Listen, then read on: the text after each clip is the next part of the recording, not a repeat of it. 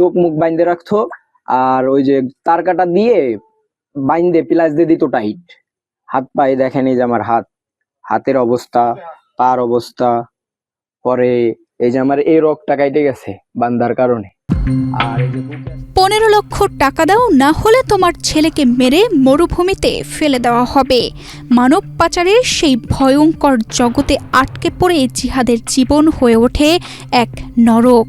তাকে চোখ মুখ বেঁধে নির্মমভাবে মারধর করা হতো, মুখে কাপড় গুজে দিয়ে চালানো হয় শারীরিক নির্যাতন। সেই ভয়ঙ্কর দিনগুলোর কথা জিহাদ নিজেই জানাচ্ছেন। নিজস্ব লোক দিয়ে আমার রুম থেকে উঠাই নিয়ে যায়, আমাদের 4 জনরে নিয়ে যাওয়ার পরে ওই রুম থেকে উঠাই নিয়ে আমাদের চোখ মুখ বাইন্ধে ফেলাইছে। চোখ মুখ বাইন্ধে গালের ভিতর কাপড় দিয়ে এভাবে কস্টিপ মেরে ফালাই রাখছে এক জায়গা 9 দিন।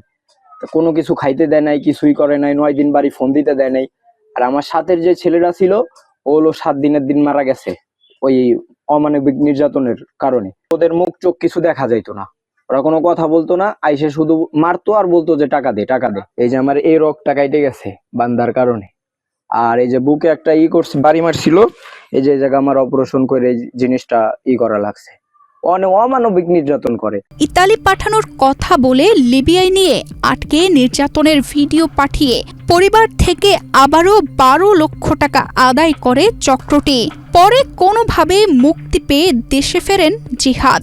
সব জমি জমা বিক্রি করে ঋণ করে টাকা দেওয়ার পর এখন নিঃস্ব পরিবারটি। ওই জায়গা থেকে যখন আমার অবস্থা খারাপ হয়ে গেছে, আমারে তখন অন্য লোক দিয়ে আমার ওই জায়গা থেকে সরাই নেয় আর এক জায়গা।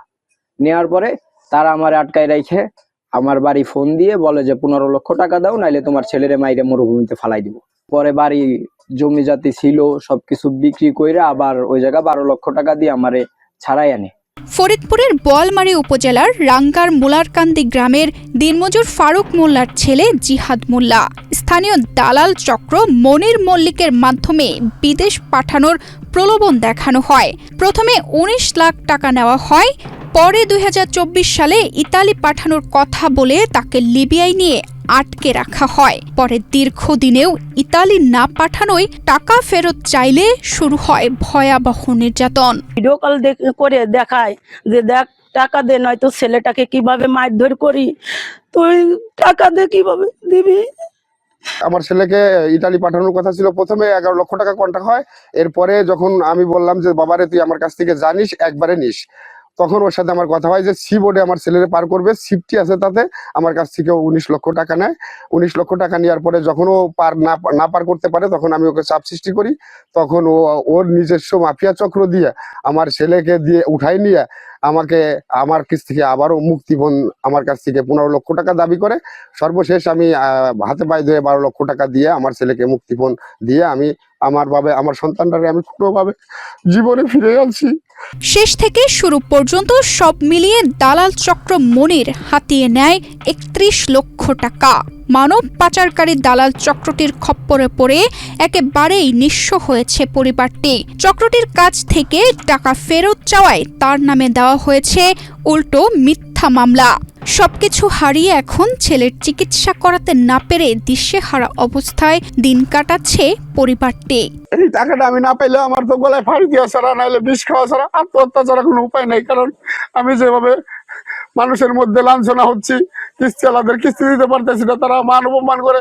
তারা আমারে বলে যে তোমরা 2 জনই চলো আমাদের অফিসের মুসার কাজ করবা, আমরা এভাবে আমাদের কিস্তি শোধ হবে। তা শোনার চেয়ে গলায় ফাড়ি দিয়ে মরে যাওয়াই ভালো। এ ঘটনার সাথে জড়িতদের শাস্তি চান ফারুক মোল্লার স্বজন ও এলাকার মানুষ। তবে অভিযুক্ত মনির মল্লিক লিবিয়ায় থাকায় তার সাথে যোগাযোগ করা সম্ভব হয়নি। মানব পাচারকারী চক্রটির কবলে পড়ে শুধুমাত্র ফারুক মোল্লার পরিবারই নিঃস্ব হয়নি, এলাকার অনেকেই হয়েছেন পথের ফকির। এই চক্রটির বিরুদ্ধে প্রশাসন কঠোর ব্যবস্থা গ্রহণ করবে, এমনটাই প্রত্যাশা ফরিদপুরবাসীর। তানজিদা রহমান, ইনায়া, বাংলাদেশ প্রতিদিন।